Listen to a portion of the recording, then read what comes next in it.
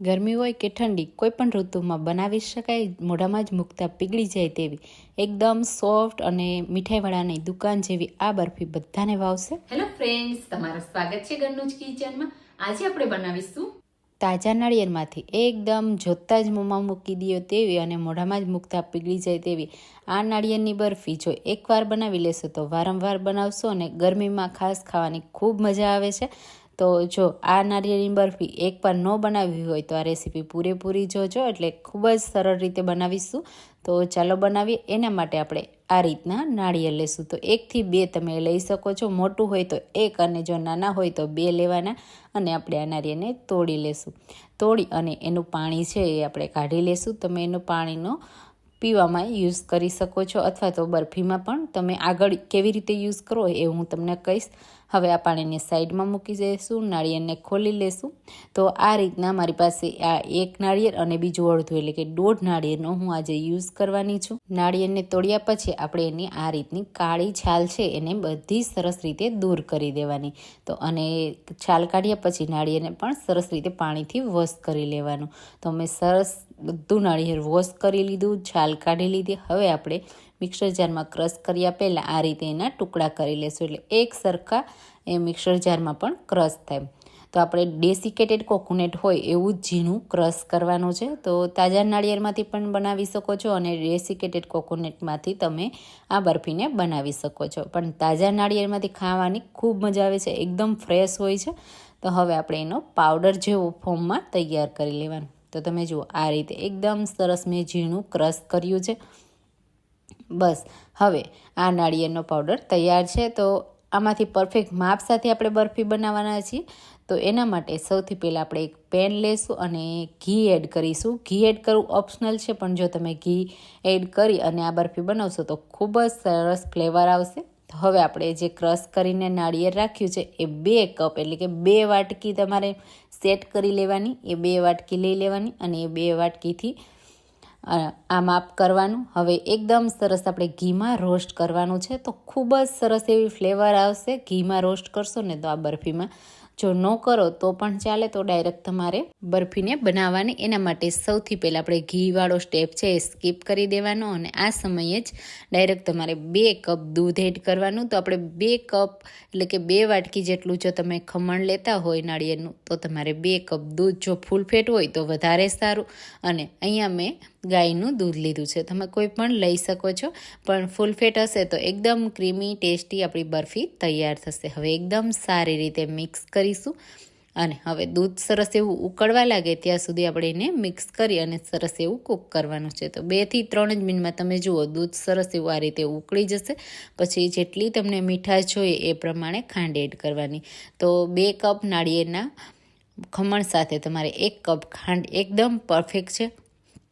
એકદમ સારી રીતે મિક્સ કરીશું. ખાંડ મેલ્ટ થશે એટલે થોડું મિક્સર પતલું થશે અને સતત આ રીતે ચલાવતા રહેશો એટલે બસ 5 થી 7 જ મિનિટમાં થીક થવા લાગશે. તો ગરમીમાં આ ઠંડી ઠંડી હેલ્ધી નાળિયેરની બરફી તમે બનાવો છો કે નહીં મને કમેન્ટમાં કહેજો. અને મારી રેસીપી તમે કઈ સિટીમાંથી જોવો છો એ પણ કહેજો, તો હું તમને થેન્ક યુ કહી શકું. હવે અહીંયા તમે જુઓ આપણે સતત એને ચલાવતા રહીએ છીએ તો ખાંડ મેલ્ટ થઈ એટલે આ મિશ્રણ છે એ થોડું કલર ચેન્જ થઈ ગયો અને થોડું પતલું થયું.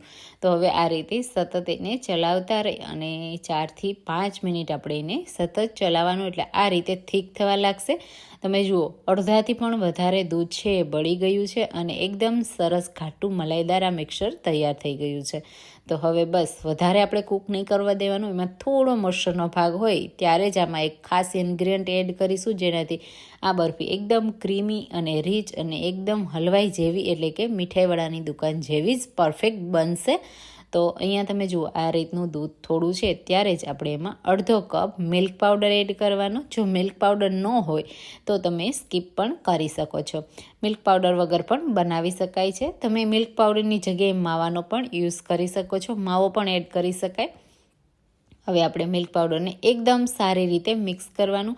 જો મિલ્ક પાવડર તમે એકદમ લાસ્ટમાં એડ કરશો તો એમાં ગાંઠા પડી જશે, પણ જો આ સમયે થોડું એમાં મોઇશ્ચર હોય, દૂધનો ભાગ હોય ત્યારે તમે એડ કરશો તો એકદમ સરસ મિલ્ક પાવડર છે મેલ્ટ થઈ અને મિક્સ થઈ જશે. જો એમાં તમને જરા પણ ગાંઠા લાગે તો આ રીતે ક્રેક કરવાના અને એકદમ સરસ રીતે મિક્સ કરી લેવાના. એકદમ સ્મૂથ થઈ જશે, ખબર પણ નહીં પડે કે આમાં મિલ્ક પાવડર એડ કર્યો છે.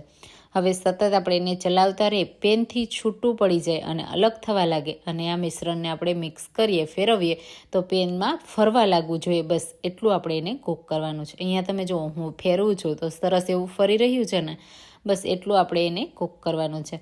તો આ બરફી સરસ એવી સેટ થાય એના માટે આપણે શું કરવું, તો હું તમને એક રીત બતાવીશ કે તો આ નાળિયેરની બરફી કેવી રીતે સેટ થાય. તો તમે જુઓ, આ રીતે તમને હવે એવું લાગે છે ને કે પેનમાં એકદમ ડ્રાય થઈ ગયું છે અને થીક થઈ ગયું છે, ત્યારે થોડું મિક્સર આપણે એક પ્લેટમાં કાઢી લેવાનું અને એને હલકું ઠંડુ થવા દેવાનું. પછી આપણે એને આ રીતે ગોળો વાળવાનો. તો તમે જુઓ, બોલની જેમ ફરે છે, બિલકુલ વધારે પડતું હાથમાં ચોંટતું નથી. આ રીતે સરસ એવું ફરવું જોઈએ અને તમને ડ્રાય પણ લાગશે હાથમાં તમે મિક્સ કરશો તો બસ હવે બરફી બનાવવા માટેનું મિક્સર એકદમ પરફેક્ટ સેટ થઈ ગયું છે. તો આ રીતે આપણે સતત એને ચલાવતું રહી અને બસ હવે ગેસની ફ્લેમ બંધ કરી દેવાની. અને હવે આ નાળિયેરની બરફીને સેટ કરવા માટે તમે કોઈ પણ સ્ક્વેર ડીશ લઈ લો કે આ રીતની થાળી લઈ લો, એમાં થોડું હલકું ઘી લગાવી દેવાનું, મિક્સરને આ રીતે એડ કરી દેવાનું. તમે જુઓ, હું એડ કરું છું ત્યારે તમને આ રીતની ડ્રાયનેસ છે એવી ફિલિંગ આવશે. તો આટલું ડ્રાય હોવું જરૂરી છે, એટલે આ બરફી છે 1 થી 2 કલાકમાં સરસ એવી સેટ થઈ જશે. હવે એક સરખા લેવલમાં કરી લેશું અને જેટલી તમને થિકનેસ રાખવી હોય એ પ્રમાણે તમારે સેટ કરવાની. એકદમ સારી રીતે આ રીતે સાઈડથી પણ પ્રેસ કરી દેશું અને એકદમ ઉપરથી સ્મૂથ કરી લેવાનું. તો આ રીતે તમે જુઓ, એકદમ મેં સ્મૂથ કરી લીધું. હવે 1 થી 2 કલાક માટે આપણે એને ઠંડી થવા દેશું. 2 કલાક પછી તમે જુઓ, આ રીતે હાથથી ટચ કરો તો એકદમ ઉપરથી ડ્રાય થઈ ગઈ છે અને જ્યારે તમે કટ કરશો ત્યારે તમને ખબર પડી જશે કે એકદમ પરફેક્ટ સેટ થઈ ગઈ છે. તો બની ગઈ ને એકદમ મીઠાઈવાળાની દુકાન જેવી જ બરફી. તો જે શેપમાં તમને પસંદ હોય એ શેપમાં તમે કટ કરી શકો છો. હું અહીંયા ડાયમંડ શેપમાં કટ કરું છું. ખાસ કરીને નાના બાળકોથી લઈ મોટા બધા અને મહેમાનો બધાને પસંદ આવે તેવી આ નાળિયેરની બરફી ઘરે આસાનીથી બનાવી શકાય છે. ખૂબ જ સસ્તી બને છે અને એકદમ ચોખ્ખી, ઓછા ઘીમાં. ગરમીઓમાં જો તમે આ ખાશો તો ઠંડી ઠંડી શરીરને ઠંડક આપશે અને તાજગી પણ મળી રહેશે. તો જો તમે ક્યારે આ રીતે નાળિયેરની આ બરફી ટ્રાય ના કરી હોય તો જરૂરથી કરજો.